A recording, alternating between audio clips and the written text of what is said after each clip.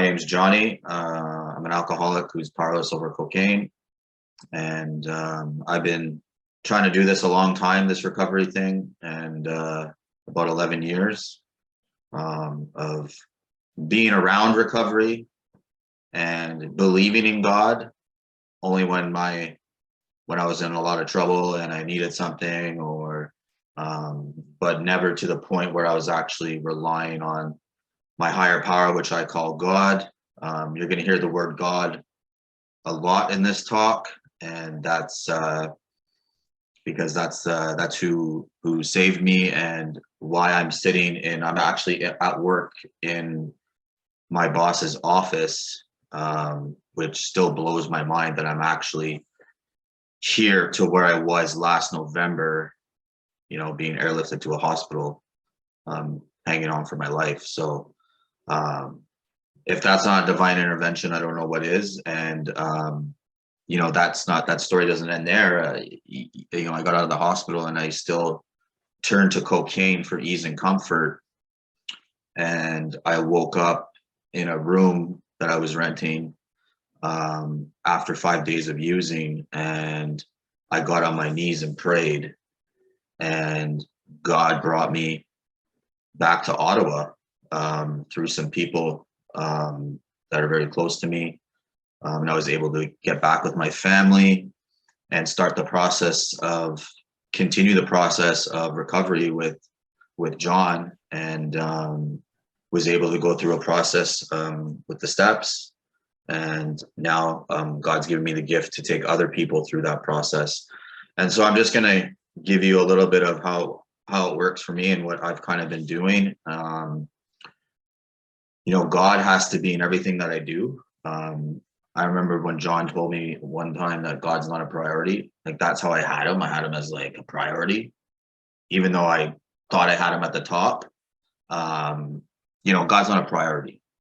Recovery is a priority, family's a priority, my job's a priority, but God has to be in all of that stuff for it to work effectively, and for me to be, part of whether it's work, whether it's home life, whether it's when I'm working with someone else. I try now for everything to be God-led. Am I perfect at it? No, I'm not.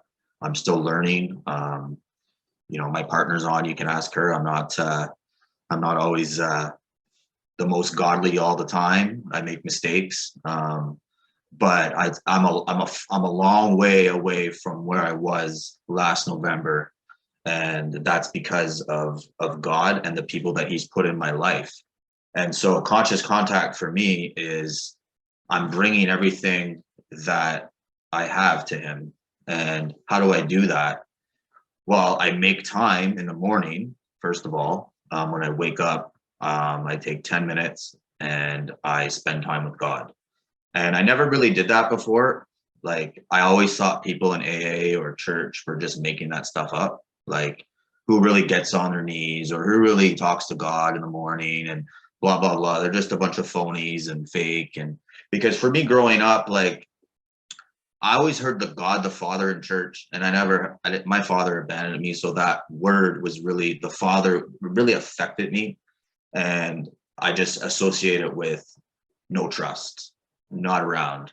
And I had to get out of that type of thinking because it was killing me, because I was just going on my own will. I was just doing what Johnny wanted to do when Johnny wanted to do it. And so I spend time with God in the morning, and then I drive to work. I live in Stittsville, and my work is on Walkley Road. So it takes anywhere from 25 minutes to an hour to get here, depending on traffic. And so I started, instead of getting upset about the traffic, I started utilizing that time as time with God, whether it's just praying, whether it's listening to a talk, whether it's listening to worship music. I really try to use that time effectively, because living a spiritual life, like, I'm really busy. Like, I got a lot of things going on, but so that time is very important. Like, it's 25 to 40 minutes. Like, I listened to the other day, I listened to a great talk almost about this subject, about the spiritual malady and how that's got to be corrected before I can before I can fix the mental obsession and the physical part of what's going on with me. And so just being open-minded to listening to other people, being God-led to help other people. It's all about trusting God and helping others. And it took me 11 years to realize that, you know what I mean? And when I was listening to that talk the other day, this really hit me. It was like, you've never really gone through the steps until you've taken someone else through the steps. And, I think that's like doing that work that I'm doing with others is helping me more than anything I've ever experienced.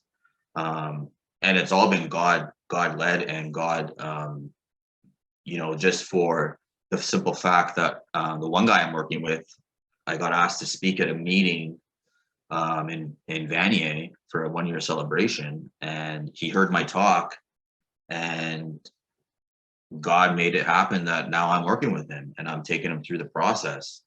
And then another guy was John, met in Brockville, and I turned out I knew the guy years before, and now we're working together. And then another guy that I've known for 10 years, I'm working with him starting tomorrow. And so this isn't Johnny. Johnny's will is not that. Johnny's will is doing what Johnny wants to do. And so conscious contact for me really is important. I've learned how to sit still, sit quiet. I'm still really learning on listening to God. It's like anything else, it takes practice. It's not gonna happen right away. But I'm willing and I'm learning how to do that. And before I was closed-minded to it, like I said, I thought you guys were all full of crap. Like I thought it was phony and whatever. But now I'm open to it, and I can actually sit still for more than 5 minutes. And that's a miracle in itself. Like I was always fiddling around, I look like Elvis sometimes, like just moving around all the time and like can't sit still and restless. And, I really think, God got my attention from that accident that I had. He didn't make it happen, but he allowed it to happen. And, I literally got pulled through the fire to get where I am today. And it's my life's really good. I have a good life that I should never be complaining about anything, but I do. And because I'm lucky to be alive 7 times over. And if it wasn't for God, I'm here on this earth until God finds it suitable, and I have to keep on going, picking up the pieces. And I believe we're all made perfectly broken, and I need to use that brokenness. I believe God wants me to use that brokenness to help others, right? And to, I had a bad childhood, and I had some bad experiences in my life, but I can use those experiences. I finally realized that those are actually useful. Those experiences are useful to help other people. And I never had that way of thinking before. Like I was always just like, I like sitting in the mess and the fear and the nonsense, because it felt good, and it was an excuse to use the only ease and comfort that I really knew, which was drugs and alcohol, right? That I wanted that immediate effect of feeling better, but that really it just made things all way worse, way worse. And being sober is more than just putting down the actual substances. It's way more than that. It's changing my thinking, my attitude, the way I look at things, and God is how I get there. And, it's more than just reading the big book or the Bible or going to church, because that's great information that I'm getting. But if I'm not practicing or living any of it, then what's the point? I'm just reading something and getting inspired for an hour and then doing this same thing over and over again, right? And so God isn't everything, and my recoveries before lots of stuff. Because if I don't have my recovery in God, then I'm not going to be able to play with my daughter like I did last night. I'm not going to be able to come home and be with my family and go on a trip and do all these things. I'm not going to be able to do that without that. So it's very imperative that I'm doing this new routine that I have every day. And sometimes I don't do it, and I'm a jerk. Ask Tanya. I'm not. I can I can be a bit of an asshole still, because if I'm not connecting with God and doing the things that taking my medicine, basically, right? I got to take that medicine every day, and part of that medicine is connecting with God on a personal level. You know what I mean? Not what John Ruby thinks about God, not what it has to be a personal connection. And I finally learned that, because you guys are all human beings, right? I'm a human being. I think there's no aliens on screen, but like there's no human defense for what I have. I have a spiritual sickness, and I have to connect with God daily, like multiple times daily. And I just explained to you guys a couple ways that I do that. Um, yeah, I do go to church. I do have a community around me, and that is God led. You know what I mean? I ended up back in Ottawa and where I am because of God, for a reason, listening to him. Not listening to, there's some people that thought coming back here wasn't a good idea. Well, I think it was a pretty good idea, because I'm doing pretty damn good. And that's because of God, where I'm at right now in my life, and I owe it to him. And there's people that he put in my life, and UCC is one of them. Jericho's another one of them. Like, I got like 5 ball teams, and that's like, I got a lot of people that support me, and that's because God wanted it that way. And then now I can support other people and be a part of that. And it just blows me away what God can do in like, it hasn't even been a year since my accident. All these things are happening in my life, that are just amazing. And my encouragement to people today, if you're struggling with, and like, I think any addiction is basically, the internal stuff is the same. The consequences externally might look different, but we're all going through our own journey and our own stuff. And I just encourage people to just turn it over to God. And that's more than just saying it.